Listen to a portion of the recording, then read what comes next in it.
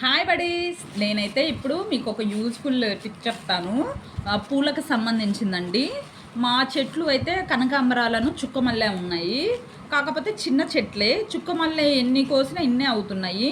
So అందుకని ఏం చేసామంటే మొగ్గలుగా కోసి ఒక 2 రోజులు 3 రోజులు పూలు ఇలా స్టోర్ చేసుకుంటాను. మొగ్గలుగానే కొయ్యాలండి చుక్కమల్లె. ఇలా మొగ్గలుగా కోసి 3 రోజులు ఇట్లా ఇన్ని పూలు అయినాక నేను కడతాను. కట్టి ఇలా పెట్టుకుంటే అస్సలు మొగ్గలు తొందరగా ఇచ్చవండి. ఇవి 3 రోజులు అయింది పెట్టి, తొందరగా ఇచ్చవు, తెల్లగా ఉంటాయి. మనం ఇచ్చినాక చుక్కమల్లి కడితే నల్లగా అవుతాయి.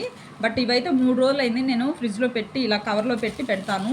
ఇచ్చినవి కూడా ఇలా కవర్లో పెట్టి ముడేసుకొని 2 రోజులకి 3 రోజులకి ఇన్ని పూలు అయినాక కడతానమాట. కట్టినాక ఇలా ఫ్రిడ్జ్లో పెట్టేసుకుంటాను. చుక్కమల్లె మాత్రమేనండి నేను చేసేది. చుక్కమల్లె, కనకాంబరాలు.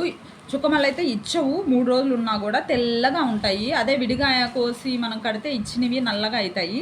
ఇలా మీకు కూడా ఏమన్నా యూజ్ అయితేమో చూడండి. అదే కనుక కొద్ది కొద్ది చెట్లు కదా ఇన్నే వస్తే కట్టినా బాగోవు. ఇలా 2 రోజులు 3 రోజులు స్టోర్ చేసుకొని కట్టుకుంటే చాలా బాగుంటాయి. ఎక్కువ పూలు కూడా అవుతాయి, తెల్లగా ఉంటాయి. అదండి మరి. యూజ్ అయితే యూజ్ చేసుకోండి. ఉంటా మరి.